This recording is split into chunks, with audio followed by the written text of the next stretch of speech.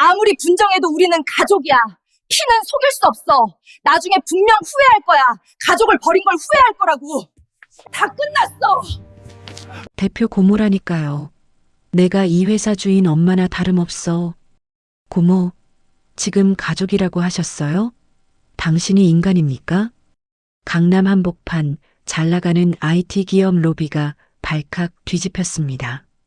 소리를 지르는 건 때가 꼬재재한 중년 여인, 그리고 그 앞에는 차가운 눈빛의 젊은 대표 유진이 서 있었습니다. 유진이 가장 만나고 싶지 않았던 10년 전 유진이네 가족을 지옥으로 밀어넣었던 그 가족이라는 이름의 악마가 다시 나타난 겁니다. 가족이란 필요할 때만 나타나는 사람이 아니라 가장 힘들 때 남아있는 울타리 같은 버팀목이 되어주는 존재입니다. 피가 섞였다고 무조건 가족인 것은 아닙니다. 한 가족에게는 어떤 일이 있었던 걸까요? 안녕하세요. 삶이 한켠입니다. 영상 시청 전에 구독과 좋아요, 알림 설정 부탁드립니다. 그리고 지금 어디서 이 이야기를 듣고 계시는지 댓글로 편하게 남겨주세요. 출퇴근길, 집, 카페, 어디든 좋습니다. 여러분의 댓글 하나하나가 저희한테 큰 힘이 됩니다. 오늘도 좋은 일만 가득하시길 바라겠습니다. 그럼 이제 사연 시작하겠습니다. 어릴 적 유진이의 집 거실은 늘 따뜻했습니다. 웃음이 있었고 말소리가 있었고 사람 냄새가 나는 집이었죠. 유진이의 아버지는 주변에서 늘 법 없이도 살 사람이라는 말을 듣던 분이었습니다. 동네 고양이에게도 밥을 챙겨주고 택배 기사님께도 늘 물 한 잔을 건네는 사람이었죠. 그뿐이겠어요. 길거리 노숙자에게 5만 원권을 척척 내어주고 길에서 채소 파는 할머니가 불쌍하다며 가진 돈을 털어 가족들이 먹지도 않은 채소를 한아름 사오기도 했습니다. 채소를 사올 때마다 곤란한 어머니 입장은 생각도 하지 못하고 말이죠. 그런 일들이 유진이네 집에서는 특별한 미담이 아니라 일상이었습니다. 문제는 그 따뜻함이 집 밖에서만 온전히 쓰였다는 데 있었습니다. 그 착함은 집 밖에서만 통하고 집 안에는 독이었습니다. 아버지는 늘 말했습니다. 나는 괜찮다. 그리고 그 말 속에는 아내와 자식도 함께 포함되어 있다고 믿었습니다. 그래서 자기 자식의 운동화에 구멍이 나 있는 건 보지 못했습니다. 어릴 적 유진은 아버지에게 장난감을 사달라고 조른 적이 거의 없었어요. 한 번은 친구들이 다 갖고 있는 장난감을 보며 조심스럽게 말했어요. 아빠, 나도 저거 갖고 싶어. 그때마다 아버지는 같은 말을 했어요. 다른 애들이 부러워할지도 몰라. 갖고 싶은 걸 다 가질 수는 없는 거야. 아버지 말은 늘 그럴듯했어요. 유진은 그 말이 맞다고 믿었어요. 그래서 아버지는 유진에게 장난감을 사준 적이 한 번도 없었어요. 그런데 이상한 건 아버지는 집 밖에서는 전혀 다른 사람이었다는 거예요. 길에서 만난 사람에게는 밥을 사줬고 처음 보는 사람 부탁도 쉽게 들어줬어요. 가족에게는 인색하면서 남의 사정에는 유난히 너그러웠어요. 그럴 때마다 들리는 아내의 한숨은 잠깐 힘든 것 정도로만 여겼습니다. 아버지는 도움을 거절하지 못하는 걸 자신의 미덕이라고 믿었고 그 착함이 가족에게는 조용한 희생이 되고 있다는 사실은 끝내 돌아보지 못했습니다. 어머니는 더 이상 말하지 않았습니다. 그런 아버지였기에 말해봤자 달라질 게 없다는 걸 이미 알고 있었기 때문입니다. 아버지는 항상 고모의 부탁을 무리해서라도 들어주었습니다. 이상하리만큼 조용한 토요일 오후였습니다. 사건이 터졌습니다. 집안이 비교적 조용하던 그때 아버지의 휴대폰이 울렸습니다. 고모였습니다. 오빠, 나야. 나 좀 도와줘. 아버지는 자리에서 벌떡 일어나 방으로 들어갔지만 문틈으로 새어나오는 목소리는 거실까지 또렷이 들렸습니다. 무슨 일인데? 사업 시작하려고 하는데 이번엔 진짜야. 너무 좋은 기회거든.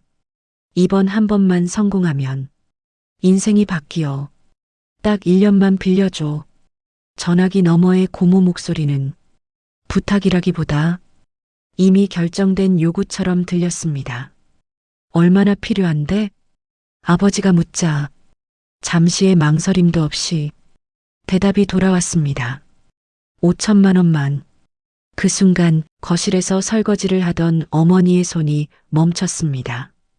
그리고 접시가 싱크대 안으로 떨어지며 쨍 소리를 냈습니다. 아버지가 전화를 끊자마자 어머니가 돌아섰습니다.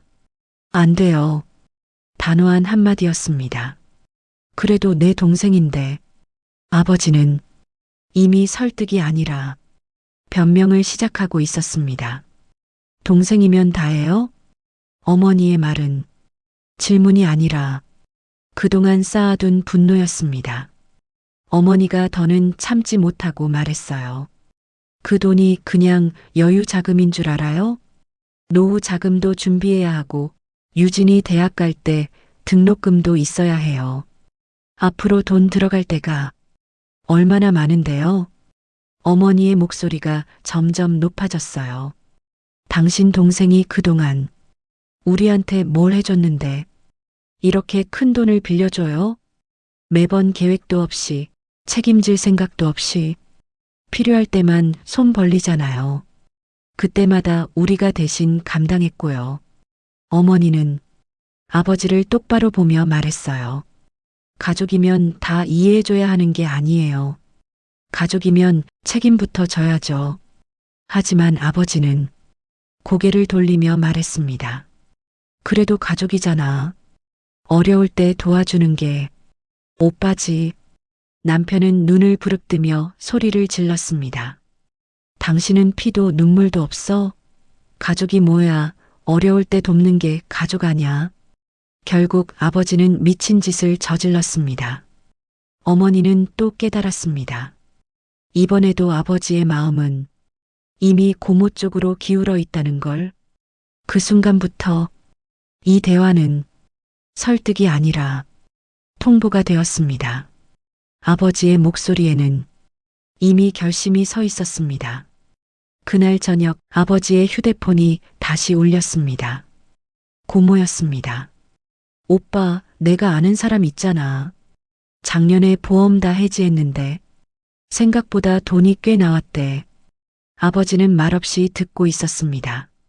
실빈이 암보험이니 그거 다 생돈 나가는 거야. 아픈 데도 없는데 매달 몇십만 원씩 빠져나가잖아. 오빠도 알잖아. 보험은 안 쓰면 그냥 버리는 돈이야. 아버지가 조심스럽게 물었습니다. 그래도 혹시 모르잖아. 그러자 고모가 웃듯 말했습니다. 에이, 오빠가 무슨 큰 병이야. 술도 자주 안 마시고 담배도 안 피우잖아. 잠시 숨을 고른 뒤 고모는 마지막 말을 얹었습니다. 그 돈 있으면 지금 나 좀 살릴 수 있잖아.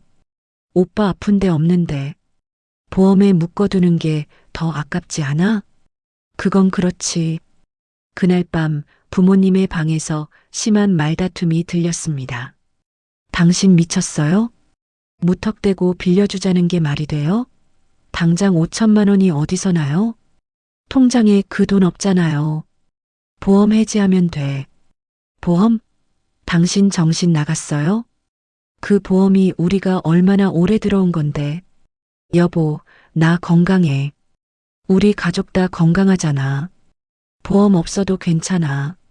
괜찮긴 뭐가 괜찮아요.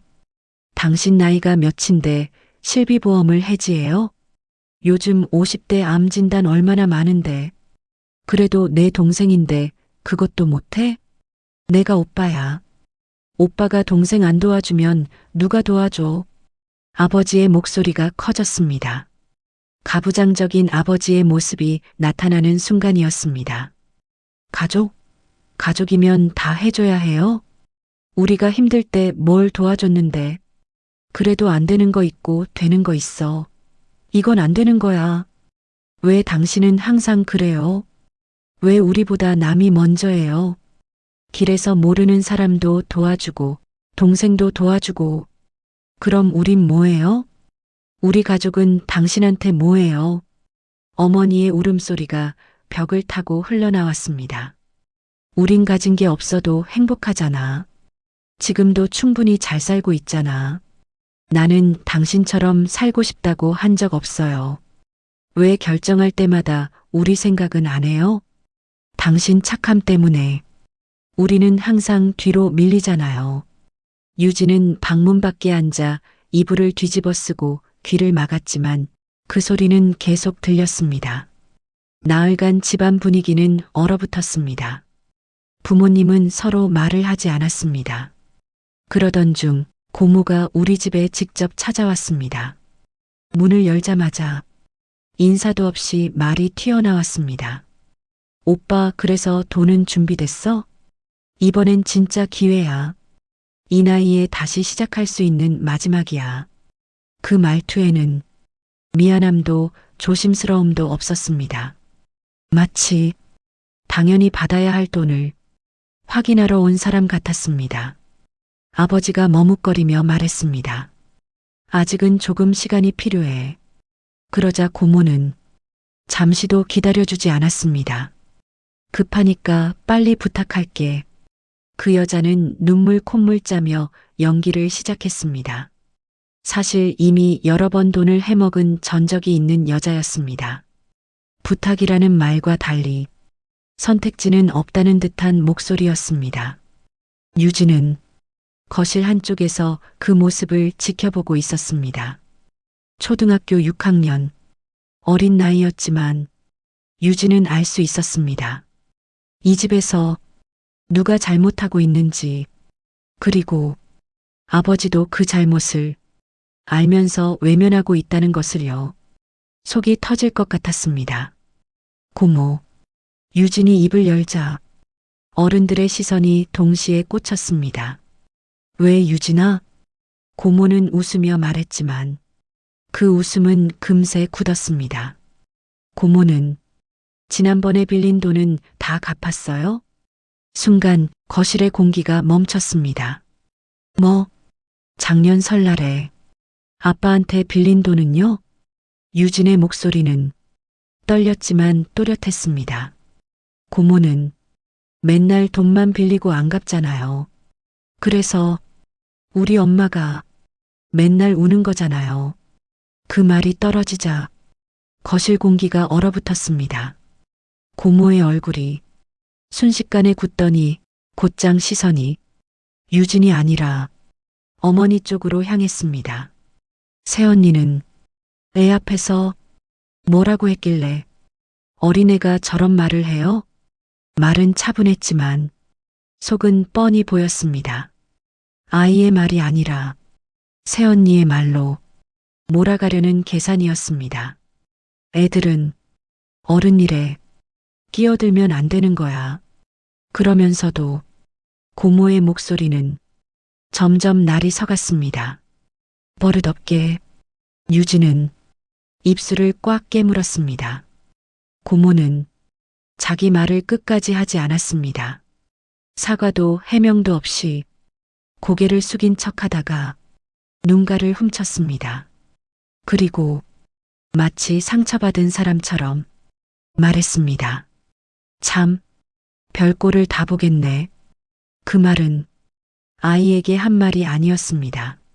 집안 전체를 향한 비아냥이었습니다. 고모는 그렇게 문을 박차고 나갔습니다. 문이 닫힌 뒤 집안에는 숨막히는 침묵만 남았습니다. 잠시 후 아버지가 말했습니다. 유진아, 아까는 좀 심했어. 어른한테 그렇게 말하는 거 아니야. 유진은 고개를 들고 말했습니다. 근데 아빠, 고모가 잘못한 거잖아. 아버지는 대답하지 못했습니다. 한참이 지나서야 고개를 돌린 채 말했습니다. 그래도 어른이야. 예의는 지켜야지. 알았어. 유진은 그 대답을 들으며 처음으로 깨달았습니다. 아버지는 고모의 잘못을 몰라서가 아니라 끝내 인정하지 않으려 한다는 것을요. 그리고 이 집에서는 아이만 진실을 말하고 있다는 것을요. 그날 이후 유진은 알게 되었습니다. 아버지는 절대 고모를 포기하지 않을 거라는 것을. 일주일 후 아버지는 결국 보험회사에 전화를 걸었습니다. 실비보험이랑 암보험, 연금보험 해지하려고 합니다. 고객님, 지금 해지하시면 손해가 큽니다. 이미 10년 넘게 유지하신 상품인데요. 괜찮습니다. 해지해 주세요. 고객님, 한 번만 더 재고해 보시는 게. 됐습니다. 해지 서류 보내주세요. 전화가 끊기자 거실에는 아무 말도 흐르지 않았습니다. 어머니는 그 모습을 한참 바라보다가 말없이 방으로 들어갔습니다. 그날 밤 아버지는 계산기를 두드렸습니다. 내 보험 해지하는 것만으론 돈이 부족하네. 아버지는 잠시 망설이다가 말했습니다. 여보, 우리 건강하잖아. 평소에 아프지도 않고 애들도 튼튼하고 보험 없어도 돼. 그냥 조심하면서 살면 되지. 어머니는 고개를 들지 않았습니다. 지금까지도 병원 갈 일 거의 없었잖아. 50대면 아직 한창이야. 보험 없어도 괜찮아. 잠시 침묵이 흐른 뒤 어머니가 낮게 말했습니다. 알겠어요. 그 말에는 동의도 설득도 없었습니다. 그냥 포기였습니다. 다음 날 어머니도 보험회사에 전화를 걸었습니다. 저도 보험 해지하려고요. 고객님, 부부보험을 함께 유지하시면 그냥 해지해 주세요. 어머니의 목소리는 감정이 없었습니다. 이미 마음은 결정된 뒤였습니다. 며칠 후 집으로 해지 서류가 도착했습니다.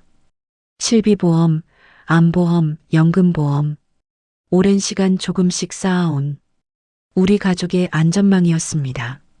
서류에 도장을 찍는 순간 아버지는 태연하게 말했습니다. 걱정하지 마. 우리 아직 건강하잖아. 도장을 찍는 소리가 집안을 가르며 울렸습니다. 그렇게 5,200만 원이 마련됐습니다. 고모는 돈을 받으러 왔을 때 눈물을 흘렸습니다. 오빠 고마워. 정말 고마워. 내가 오빠 은혜 평생 잊지 않을게. 됐어. 가족인데 무슨 은혜야. 성공하기나 해. 꼭 성공해서 갚을게. 이자 붙여서 2배로 갚을게. 이자는 무슨. 그냥 잘 되기만 해. 내가 잘 되는 게 나한테는 이자야. 맞지?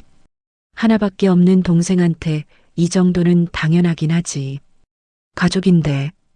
고모는 통장을 받아들고는 사업이 잘 되면 제일 먼저 오빠한테 보답하겠다고 또 한 번 울었습니다. 그 모습을 보며 어린 유진은 처음으로 생각했습니다. 저 눈물은 정말 감사해서 흘리는 걸까? 아니면 늘 돈 앞에서만 나타나는 습관 같은 걸까? 하지만 그 약속은 지켜지지 않았습니다.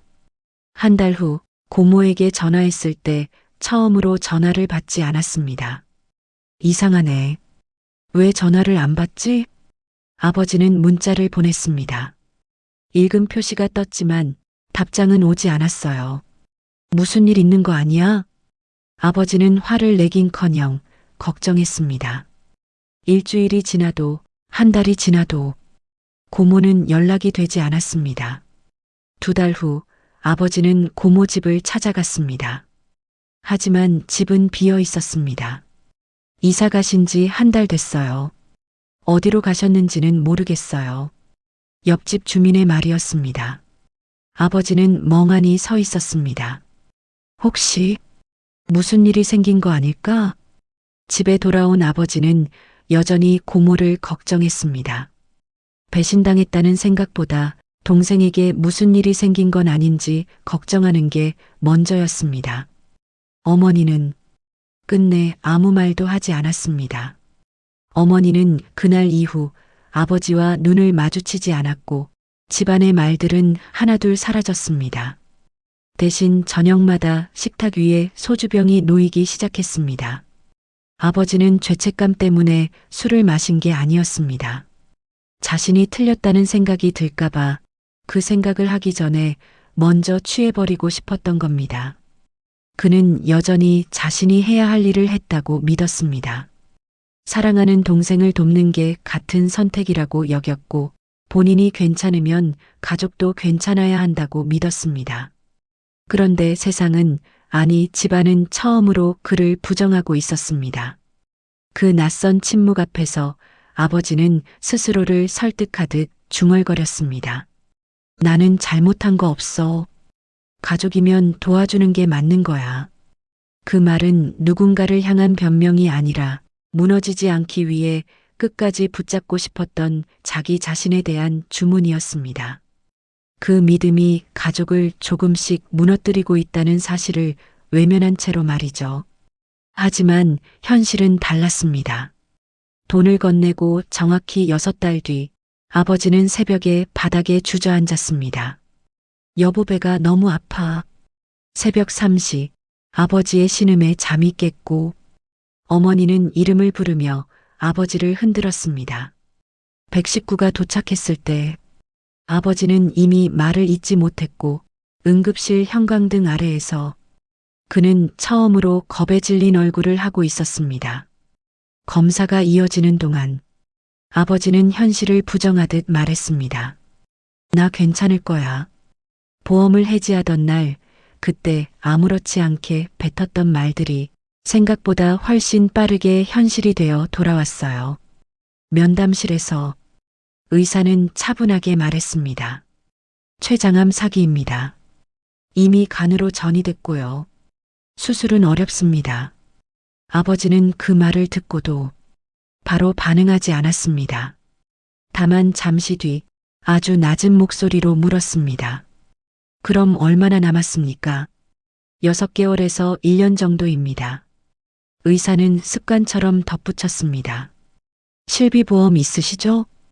그 순간 아버지의 눈빛이 흔들렸습니다. 없습니다. 그 말은 어머니가 한 말이었지만 아버지는 그제야 자기 선택이 무엇을 없애버렸는지 알아챈 얼굴이었습니다. 병실로 돌아오는 길, 아버지는 아무 말도 하지 않았습니다. 괜찮다는 말도 걱정 말라는 말도 없었습니다. 그날부터 아버지는 말수가 급격히 줄었습니다. 항암 치료가 시작됐고 첫 치료 후 아버지는 물 한 모금도 제대로 넘기지 못했습니다.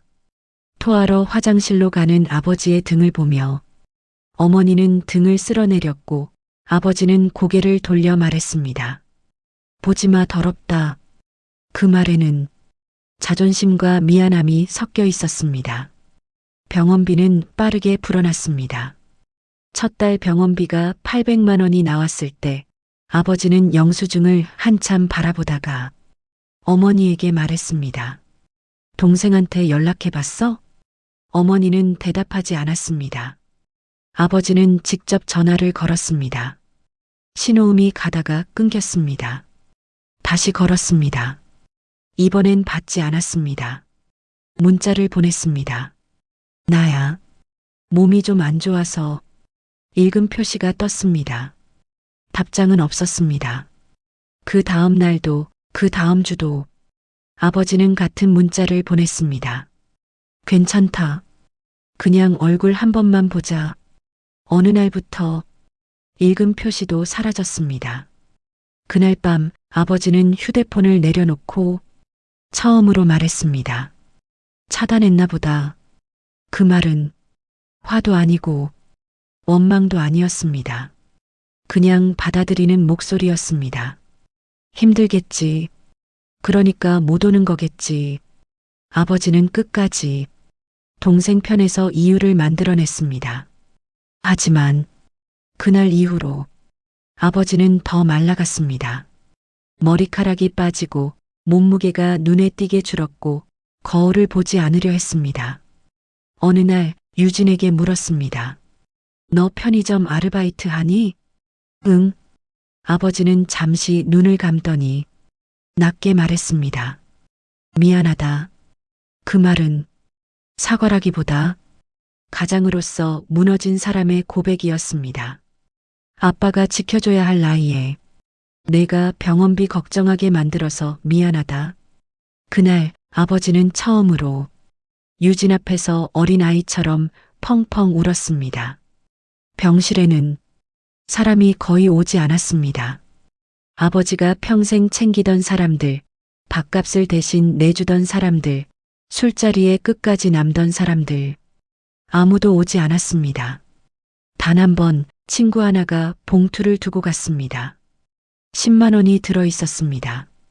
아버지는 봉투를 한참 보다가 서랍에 넣으며 말했습니다. 그래도 고맙네. 그 말이 아버지가 받은 처음이자 마지막 도움입니다. 6달째 아버지는 거의 말을 하지 못했습니다. 산소호흡기를 단 채 천장을 보다가 어느 날 낮게 말했습니다. 끝내 안 오네. 잠시 숨을 고르고 아주 작게 덧붙였습니다. 내가 그렇게 잘해줬는데 그 말에는 원망도 분노도 없었습니다. 그저 이해하려다 끝내 이해하지 못한 사람의 목소리였습니다. 그리고 잠시 후 아버지는 말했습니다. 다시 돌아간다면 조금은 다르게 했을지도 모르겠다. 그 말은 후회였지만 변명이 섞이지 않은 처음이자 마지막 인정이었습니다. 아버지는 어머니를 보고 유진을 보며 말했습니다. 내가 이렇게 가버리면 너희는 어떡하냐? 나는 평생 착하게 산다고 믿었는데 정작 지켜야 할 사람한테는 제일 잔인했구나. 그 말이 아버지가 처음으로 자기 자신보다 남겨질 가족을 먼저 떠올린 순간이었습니다. 아버지는 끝까지 착한 사람이었고 그래서 끝내 완벽하지는 못했습니다. 그리고 일주일 뒤 아버지는 눈을 감았습니다. 2024년 6월 20일 새벽 3시 42분 병실에는 어머니와 유진이만 남아 있었습니다. 여보. 어머니는 아버지의 손을 붙잡고 이름을 불렀습니다. 이미 대답이 없다는 걸 알면서도 계속 불렀습니다. 유진도 울었습니다. 울지 않으려고 이를 꽉 물었지만 그럴 수가 없었습니다. 사실 유진은 아버지가 언젠가는 떠날 수도 있다는 걸 이미 알고 있었습니다. 매일 조금씩 아파지는 모습을 보면서 마음속으로는 수없이 준비했다고 생각했습니다. 그래서 막상 그날이 오면 조금은 담담할 수 있을 거라고 착각했습니다. 하지만 그건 착각이었습니다.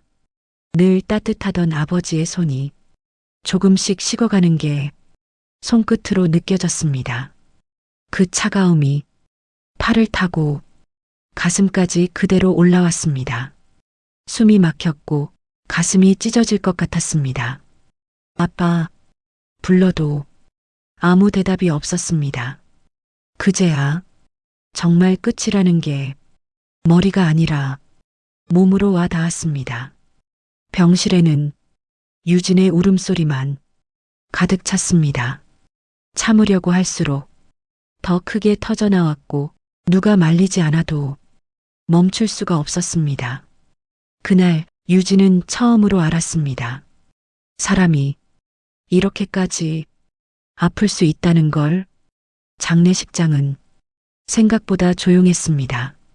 3일장 조문객은 30명도 되지 않았습니다. 아버지는 평생 사람들에게 잘했고 늘 먼저 손 내밀던 사람이었는데 막상 떠나고 나니 남은 사람은 그렇게 많지 않았습니다. 텅 빈 빈소에 국화 냄새만 가득했고 유진은 영정사진 속 아버지 얼굴을 한참 바라봤습니다. 울음은 이미 다 쏟아낸 줄 알았는데 눈물은 끝없이 흘러내렸습니다. 그날 이후로 유진의 인생에서 아버지라는 자리는 사진 속에만 남게 되었습니다. 장례식이 끝나는 순간까지 고모는 나타나지 않았습니다. 부고 문자 보냈어? 보냈는데 어머니가 휴대폰을 내려다보다가 잠시 멈췄습니다. 없는 번호래 잠깐의 침묵이 흘렀습니다. 번호를 바꿨나 보다. 어머니는 담담하게 말했지만 그 말이 더 이상 이어지지는 않았습니다. 그제야 유진은 확신했습니다. 고모는 못 온 게 아니었습니다. 안 온 거였습니다. 이미 마음속에서는 알고 있었지만 그 사실이 더는 부정할 수 없게 정리되어 버린 순간이었습니다. 가족이라는 게 별거 아니더라. 어머니가 조용히 말했습니다. 피가 물보다 진하다는 말도 상황이 좋을 때만 통하는 말이야. 어머니의 목소리에는 분노도 울음도 없었습니다. 그저 오래 버텨온 사람이 마침내 내려놓은 체념에 가까웠습니다. 엄마, 어머니는 잠시 말을 멈췄다가 유진을 바라보며 천천히 말했습니다. 유진아, 너는 아빠처럼 살지 마. 잠깐 숨을 고른 뒤 조금 더 정확하게 덧붙였습니다. 아빠는 착하기만 한 사람이 아니었어. 절제하지 못했던 거야. 선을 긋지 못했고 자기가 괜찮으면 가족도 괜찮아야 한다고 믿었던 거지. 어머니는 고개를 떨군 채 말했습니다. 그게 가족을 지키는 착함은 아니더라. 잠시 침묵이 흐른 뒤 어머니가 다시 말했습니다. 넌 달라야 해. 도와줄 줄도 알되 지켜야 할 선이 어딘지는 스스로 알아야 해. 무너질 때까지 버티는 건 미덕이 아니야. 응. 그날 유진은 마음속으로 다짐했습니다. 더 이상 누군가의 기대나 가족이라는 말에 자기 인생의 방향을 맡기지 않겠다고. 선의를 포기하지는 않되 그 선의가 자기 사람들을 다치게 하지 않도록 반드시 경계를 세우겠다고. 그리고 아버지를 사랑하지만 아버지의 방식으로 살지는 않겠다고. 그게 유진이 선택한 가장 현실적인 애도였습니다. 10년이 흘렀습니다. 유진은 독하게 공부하고 일에 자수성가했습니다. 어느새 IT 스타트업의 대표가 되어 있었습니다. 처음부터 목표가 있었던 건 아니었습니다. 중학교를 졸업하고 특성화 고등학교에 진학했습니다. 낮에는 학교에서 공부했고 저녁이면 편의점으로 향했습니다. 선택이라기보다 버텨야 했던 길이었습니다. 고등학교 2학년 때 유진은 작은 앱 하나를 만들었습니다. 대단한 계획이 있어서가 아니라 그냥 할 수 있는 게 그것뿐이었기 때문입니다. 별 기대 없이 올린 앱이었지만 조금씩 사람들이 쓰기 시작했습니다. 이거 계속 만들어봐. 컴퓨터 선생님의 그 한마디가 유진의 발을 조금 더 앞으로 밀어줬습니다. 졸업할 무렵 그 앱은 한 달에 100만 원 정도를 벌고 있었습니다. 유진은 주간 대학 대신 야간 대학을 택했습니다. 낮에는 일했고 밤에는 코드를 짰습니다. 반지하 사무실을 얻어 회사를 시작했습니다.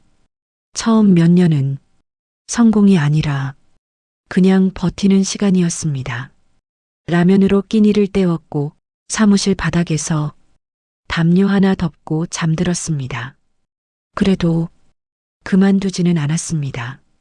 아버지가 떠난 뒤 유진에게는 버티는 것 말고 다른 선택지가 없었기 때문입니다. 시간이 지나 회사는 조금씩 자리를 잡았습니다. 함께 일하는 사람들이 생겼고 유진의 이름 앞에는 대표라는 말이 붙었습니다. 하지만 유진은 알고 있었습니다. 이 자리가 재능이나 운 때문이 아니라 포기하지 않았던 시간의 결과라는 걸. 어머니는 지금도 일을 하고 계십니다. 유진이 이제 좀 쉬셔도 돼요라고 말하면 어머니는 늘 같은 대답을 하십니다. 할 일이 있어야 해. 그래야 생각을 안 하게 되거든. 어머니는 웃으며 말하지만 유진은 알고 있습니다. 그 웃음 뒤에 얼마나 많은 밤이 있었는지를. 아버지가 돌아가신 뒤 어머니는 오랫동안 잠을 제대로 자지 못했습니다. 밤마다 같은 꿈을 꾸셨고 잠결에 아버지 이름을 부르며 울곤 하셨습니다. 여보, 왜 그랬어?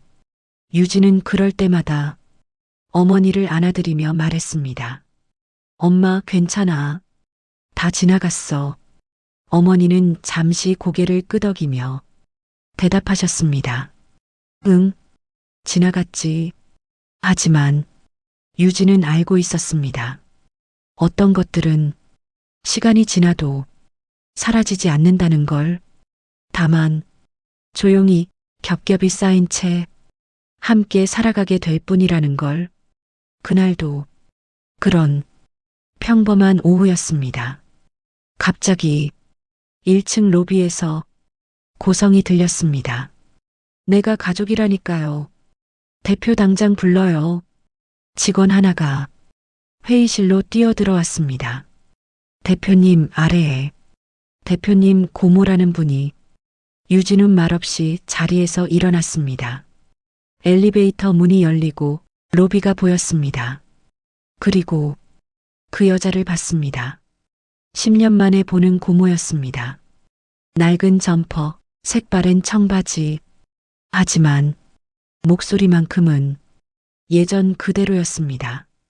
야, 내가 대표 고모라니까. 고모가 유진을 보자 고함을 멈췄습니다. 유진이? 오랜만입니다. 고모의 얼굴이 순식간에 바뀌었습니다. 아이고 세상에, 내가 여기 대표야? 눈물이 갑자기 쏟아졌습니다. 고모가 그동안 너무 정신이 없어서. 유진은 고모를 회의실로 안내했습니다. 고모는 의자에 앉자마자 주변을 둘러봤습니다. 여기 좋다. 돈 많이 벌었나 보다. 그리고 본론은 빨랐습니다. 회의실에 들어오자마자 고모는 의자에 털썩 앉았습니다. 여기 진짜 좋다. 강남이지? 임대료 엄청 비싸겠다. 유진은 대답하지 않았습니다. 할 말씀이 있으셔서 오신 거 아니세요? 그제야 고모는 주변을 한번 훑어보고 한숨을 내쉬었습니다. 하, 유진아. 고모 진짜 어렵다. 말은 그렇게 시작했지만 본론은 빨랐습니다. 사업이 완전히 망했어. 빚도 많고 사채도 있고. 너 이렇게 잘 됐잖아. 고모는 유진의 손을 덥석 잡았습니다. 딱 3억만 줘. 아니면. 잠시 말을 멈췄다가 당당하게 덧붙였습니다. 가족끼리 이 회사 지분 좀 나누는 건 어때? 그 순간 유진은 더 이상 놀라지도 않았습니다. 조용히 손을 뿌리치고 말했습니다. 고모, 질문 하나만 할게요. 뭔데? 아버지 장례식에는 왜 안 오셨어요? 고모의 얼굴이 순식간에 굳었습니다. 그게 그때는 내가 사정이 좀 있었어. 유진은 고개를 끄덕이지도 않았습니다. 부고 문자 보냈어요. 읽으셨죠? 읽었어. 그 전에도요. 아버지가 여러 번 연락하셨어요. 아프다고, 보고 싶다고. 고모는 시선을 돌렸습니다. 근데 고모는 전화도 안 받으셨고, 문자도 안 하셨고, 나중엔 번호까지 바꾸셨죠. 그제야 고모가 짜증 섞인 목소리로 말했습니다. 야, 너는 몰라. 나도 그때 빚쟁이들한테 쫓기고 있었어. 집도 없었고 도망 다니고 있었어. 그래서요. 유진의 목소리는 낮았습니다. 그래서 아버지가 돌아가실 때도 안 오신 거예요? 그건. 고모는 잠시 머뭇거리더니 아예 태도를 바꿨습니다. 솔직히 말해서 가봤자 뭐가 달라졌겠어? 뭐라고요? 난 이미 망한 사람이었어. 그 꼴로 병실에 가면 오빠가 더 속상해했을 거야. 그리고 결정적인 말을 덧붙였습니다. 괜히 더 빨리 돌아가셨을지도 모르지. 회의실 공기가 순식간에 얼어붙었습니다. 유진의 손이 미세하게 떨렸습니다.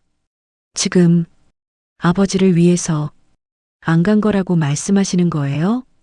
그럼 뭐, 고모는 목소리를 높였습니다. 내가 망한 모습 보여주면 오빠가 얼마나 힘들어했겠어. 그건 배려였어. 유진은 천천히 말했습니다. 아버지는 고모가 망했든 말든 보고 싶어 하셨어요. 돈 달라고 한 적도 없어요. 그냥 동생 얼굴 한번 보자는 거였어요. 근데 고모는 그것도 안 하셨잖아요. 그 말에 고모의 얼굴이 붉어졌습니다. 아, 내가 뭘 안다고. 나도 피해자야. 사업 망했고 인생 끝장이었어. 아버지 돈으로요. 고모가 말을 멈췄습니다. 보험 해지한 돈이었어요. 실비, 암보험, 연금보험. 잠시 침묵. 그리고 고모는 결국 이렇게 말했습니다. 그건 내 아빠 선택이야. 난 해지하라고 한 적 없어. 유진은 그제야 확실히 알았습니다. 이 사람은 끝까지 자기 얘기만 할 거라는 걸. 투자였잖아. 투자는 실패할 수도 있는 거고. 그리고 마지막 카드. 그래도 우리는 가족이야. 피는 못 속여. 유진은 의자에서 일어났습니다. 틀렸어요. 뭐, 가족은 이럴 때 나타나는 거예요. 아버지가 아플 때, 어머니가 무너질 때, 제가 아이였을 때, 고모는 아무 말도 하지 못했습니다. 고모는 가족이라는 말만 했지, 가족으로 한 건 아무것도 없어요. 유진은 문을 열며 말했습니다. 여긴 기댈 곳이 아니에요. 다시는 오지 마세요. 잠시 후 고모가 뒤에서 소리쳤습니다. 너도 나중에 후회할 거야. 가족한테 이러면 벌 받아. 유진은 뒤돌아보지 않았습니다. 바삐 스쳐 지나가는 사람들의 시선이 따가울 법도 했지만 고모는 아랑곳하지 않았어요. 마치 이곳의 소음도 사람들의 눈길도 전부 계산에 포함된 변수인 것처럼 미동도 없었죠. 그 얼굴에는 당황한 기색도 슬픔의 그림자도 없었어요. 대신 장사꾼이 손익을 따질 때 짓는 표정처럼 서늘하고 치밀한 계산만이 잠깐 스쳤다 사라졌을 뿐이었어요. 조카에게 거절당한 사람의 얼굴이 아니라 다음 수를 고르는 사람의 얼굴이었어요. 잠시 후 고모는 가방 안에서 휴대폰을 꺼내 들었어요. 돈만 줬으면 이렇게까진 안 하려고 했는데 네가 자초한 일이야. 익숙한 손놀림으로 화면을 넘기더니 망설임도 없이 어딘가로 전화를 걸었죠. 여보세요? 방금 전과는 전혀 다른 목소리였어요. 차분하게 가라앉아 있었고 끝을 살짝 떨며 억울함을 더씹힌 누가 들어도 사연 있는 사람의 목소리였어요. 저 강남에 있는 그 IT 회사 있잖아요. 고모는 일부러 말을 끊고 숨을 한번 골랐어요. 마치 이 다음 말을 하기까지 큰 결심이 필요한 것처럼요. 거기 대표에 대해서요. 제가 좀 드릴 말씀이 있어서요. 주변을 한번 쓱 훑어본 고모는 목소리를 조금 더 낮췄어요. 누군가 듣고 있기를, 그리고 이 이야기가 반드시 바깥으로 흘러가기를 바라는 사람처럼요. 가족인데요. 그런데 너무하더라고요. 그 말 한마디에 고모가 무엇을 노리고 있는지 충분히 느껴졌어요.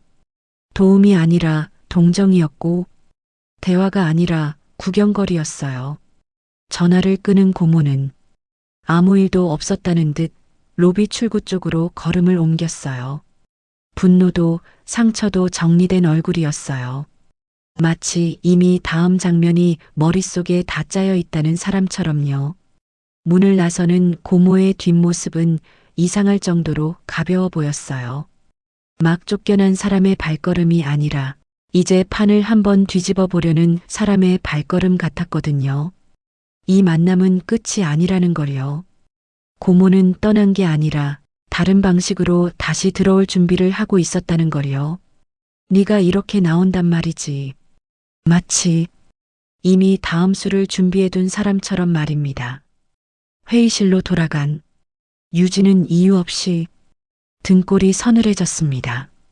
슬프기도 했고 화도 났지만 홀가분한 감정이 클 줄 알았는데 그보다 먼저 든 감정은 묘한 불안감이었습니다.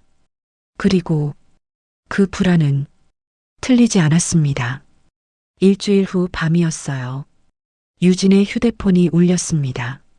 모르는 번호였어요. 유진은 화면을 한참 바라보다가 천천히 전화를 받았습니다. 여보세요. 잠시 정적이 흐른 뒤 낮게 가라앉은 목소리가 들려왔어요. 유진아, 고모야. 일주일 전 낮에 들었던 그 목소리와는 달랐습니다. 울음도 없고 분노도 없었습니다. 오히려 너무 차분해서 더 불길하게 느껴졌어요. 서로 감정이 좀 상했던 것 같아서 유진은 대답하지 않았습니다. 그러자 고모가 말을 이었습니다. 고모가 집에 와서 곰곰이 생각해 봤거든. 이렇게까지 할 일은 아닌 것 같더라. 마치 본인이 한 발 물러나는 사람인 것처럼 말하고 있었어요. 사람 일이라는 게 어디로 튈지 모르는 거잖아. 특히 요즘은 말 한마디가 기사로 나가기도 하고. 유진은 그제야 알았습니다. 이미 무언가를 해두고 이 전화를 걸었다는 걸요. 무슨 말씀이세요? 유진의 짧은 질문에 고모는 웃듯 숨을 내쉬었어요. 아니야, 별 뜻은 아니고 그냥 고모가 마지막으로 기회를 주는 거야. 기회라는 단어가 유난히 또렷하게 들렸어요. 가족끼리 좋게 끝내자. 고모도 더 이상 말 안 할게. 너도 괜히 시끄러워지기 싫잖아. 잠시 말을 멈춘 고모가 조금 더 낮은 목소리로 덧붙였습니다. 세상 사람들이 사정 다 알고 욕해줄 만큼 친절하진 않더라. 그 말은 협박이었어요. 아주 정중하게 포장된. 유진은 잠시 눈을 감았다가 조용히 말했습니다. 고모, 왜? 지금 이 전화 마지막 기회 주시는 거 아니죠? 뭐? 이미 판은 깔아두고 제가 무서워서 굽히길 기다리시는 거잖아요. 전화기 너머에서 숨이 잠깐 멎는 소리가 들렸어요. 유진아, 너 말 조심해. 그 순간 유진은 확실히 알았습니다. 이 사람은 끝까지 자기 유리한 쪽으로만 가족이라는 말을 쓸 거라는 걸. 고모, 유진은 차분하게 말했어요. 저한테 마지막 기회 주실 필요 없어요. 뭐라고? 이미 고모는 저한테 할 수 있는 건 다 하셨어요. 잠시 침묵. 그리고 차가워진 목소리. 후회하지 마라. 유진은 더 듣지 않았습니다. 아무 대답 없이 전화를 끊었습니다. 휴대폰 화면이 꺼진 뒤에도 한동안 손이 움직이지 않았어요. 그날 밤 유진은 결심했습니다. 이제는 이 사람의 가족 흉내에 침묵으로 응답하지 않겠다고. 다음 날 아침이었습니다. 커피를 한 모금 마시려던 순간 휴대폰이 짧게 울렸습니다. 문자 한 통이었습니다. 보낸 사람은 굳이 확인하지 않아도 알 수 있는 이름이었어요. 문자, 난 너한테 마지막 기회를 줬어. 근데 내가 그걸 걷어찼지. 이제 후회하게 될 거야. 끝까지 가보자. 망해라. 유진은 화면을 한참 바라봤습니다. 놀랍게도 심장이 뛰지는 않았어요. 그저 시작됐구나. 그 생각뿐이었습니다. 문자를 지우지도 답장을 하지도 않았습니다.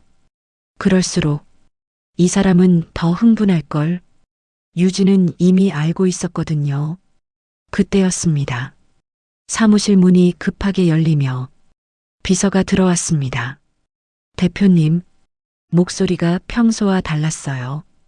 조심스럽고 다급했습니다. 지금 인터넷 한번 보셔야 할 것 같습니다. 유진은 아무 말 없이 모니터를 향해 고개를 돌렸습니다.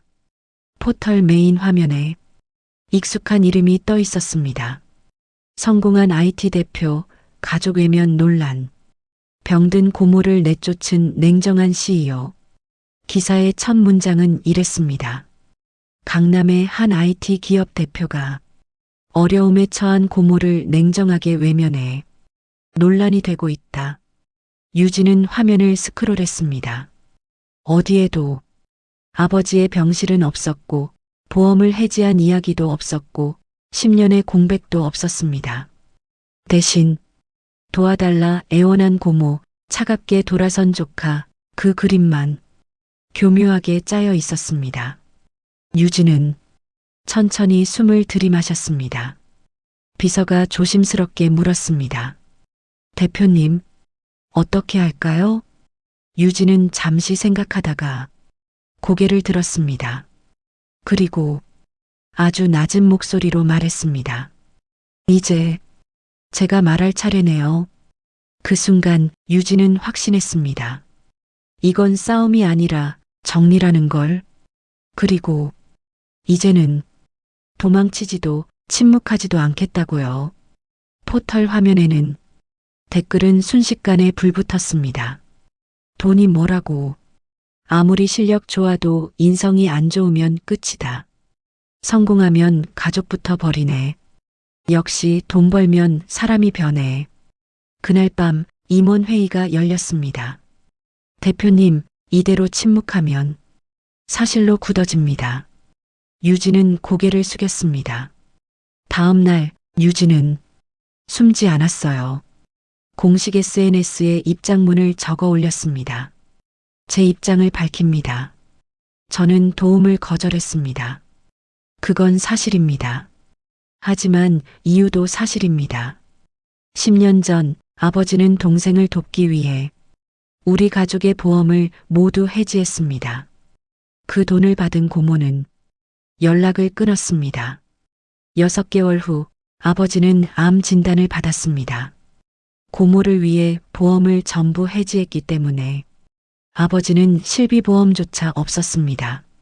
아버지 장례식에도 고모는 나타나지 않았습니다. 10년 동안 연락 한 번 없으시다가 얼마 전 가족이라고 돈 좀 달라고 회사로 찾아오셔서 큰 소란을 피우셨습니다.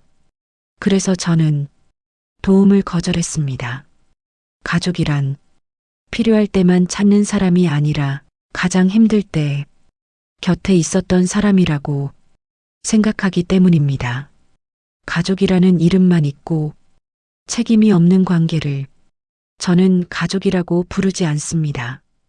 글이 올라간 뒤 분위기는 빠르게 바뀌었습니다. 이건 고모가 문제다. 왜 중요한 얘기는 다 뺐지? 가족이란 말 너무 쉽게 쓰네. 논란은 잦아들었지만 유진의 얼굴은 가벼워지지 않았습니다. 아버지 이야기를 세상에 꺼낸다는 것 자체가 쉽지 않은 선택이었기 때문입니다. 하지만 유진은 분명히 알았습니다. 이제는 침묵하지 않겠다고. 가족이라는 말로 누군가의 인생이 다시 망가지지 않도록 말하겠다고. 그것이 유진이 선택한 또 하나의 책임이었습니다. 그날 이후 고모의 얼굴을 다시 보는 일은 없었습니다. 대신 이름만 가끔 귀에 걸렸습니다. 누군가의 입을 빌려 흘러들어온 말들, 냉정하다더라, 돈 앞에서는 가족도 없다더라 같은 이야기들이 소문처럼 먼지처럼 떠돌았습니다. 유진은 그 말들을 붙잡지 않았습니다. 이미 무엇이 진실인지 알고 있었고 소문은 언제나 책임 없는 사람들 사이에서만 자란다는 것도 너무 일찍 배워버린 유진은 그 말을 들을 때마다 잠시 숨을 고르고 흘려보냈습니다. 진실은 말이 아니라 시간이 남긴 자국으로 증명된다는 걸 이제는 알고 있었기 때문입니다. 가끔 제 결정이 옳았는지 스스로에게 묻습니다. 너무 냉정했던 건 아닐까? 조금이라도 도와줬어야 하는 건 아니었을까 하고 말입니다. 아버지는 착한 사람이었습니다.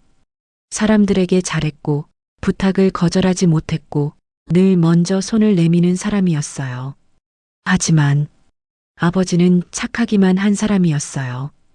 그 착함에는 선이 없었고 절제가 없었고 무엇보다 가족을 지키는 기준이 없었어요. 아버지의 선택은 늘 괜찮다에서 시작됐어요. 자기는 괜찮고 지금은 괜찮고 조금만 버티면 괜찮을 거라는 말이었죠. 하지만 그 괜찮다의 끝에는 항상 아내와 아이가 대신 버텨야 하는 현실이 남았어요. 아버지는 선의를 믿었지만 그 선의의 대가는 늘 가족이 치러야 했어요.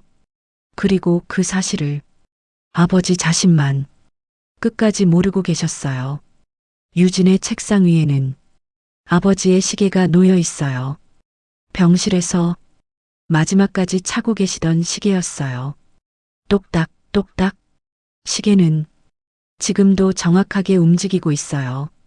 유진은 그 소리를 들을 때마다 알았어요.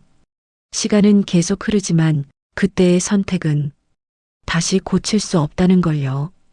그래서 유진은 그 시계를 기념품처럼 유리장 안에 넣어두지 않았어요. 매일 태엽을 감고 매일 눈에 보이는 자리에 두었어요. 잊지 않기 위해서였어요. 착함만으로는 가족을 지킬 수 없다는 것, 좋은 사람이 되는 것과 책임지는 가장이 되는 건 전혀 다른 문제라는 걸요. 유진의 회사에는 가족 의료비 지원 제도가 있었어요. 직원 본인이 아니라 직원의 가족이 큰 병에 걸렸을 때 회사가 함께 책임지는 제도였어요. 어느 날 CFO가 조심스럽게 물었어요. 대표님, 이 제도 부담이 너무 크지 않습니까? 유진은 잠깐도 고민하지 않았어요. 그 부담을 가족 혼자 떠안게 두는 게 더 잔인합니다. 그건 이상도 철학도 아니었어요. 유진이 직접 겪어본 현실이었어요. 아버지의 기일이면 유진은 어머니와 함께 산소를 찾았어요. 올해도 다녀왔어요. 한동안 아무 말 없이 묘 앞에 서 있다가 유진이 먼저 입을 열었어요. 아빠, 잠시 숨을 고른 뒤 분명하게 말했어요. 아빠는 좋은 사람이었어요. 그리고 피하지 않고 이어서 말했어요. 하지만 좋은 가장은 아니었어요. 좋은 아빠도 아니었고요. 바람이 한 번 세게 불고 지나갔어요. 유진은 고개를 들고 다시 말했어요. 그래도 이제는 괜찮아요. 아빠가 못 지킨 건 제가 지킬 테니까요. 옆에 서 있던 어머니가 조용히 웃으셨어요. 내 아빠랑 넌 닮았어. 잠시 뜸을 들이더니 이렇게 말씀하셨어요. 근데 결정적인 건 안 닮았더라. 넌 끝까지 책임질 수 있는 일만 선택하잖아. 그 말에 유진은 괜히 목이 메었어요. 두 사람은 아무 말 없이 나란히 산소를 내려왔어요. 석양이 지고 있었어요. 아버지가 유난히 좋아하던 그 시간의 색이었어요. 유진은 그 석양을 보며 속으로 정리했어요. 아버지는 사랑해요. 하지만 아버지의 선택까지 따라가지는 않겠다고요. 그게 유진이 내린 가장 현실적인 결론이었고 가장 단단한 다짐이었어요. 여기까지가 오늘의 이야기였습니다. 가족이란 무엇일까요? 그리고 착함이란 무엇일까요? 때로는 사랑하는 사람의 잘못을 인정하는 것도 용기가 필요한 일입니다. 여러분의 생각은 어떠신가요? 댓글로 자유롭게 이야기 나눠주세요. 오늘도 이 이야기를 끝까지 들어주셔서 감사합니다.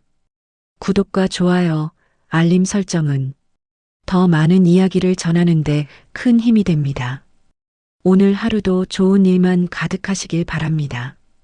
여기는 삶이 한켠이었습니다.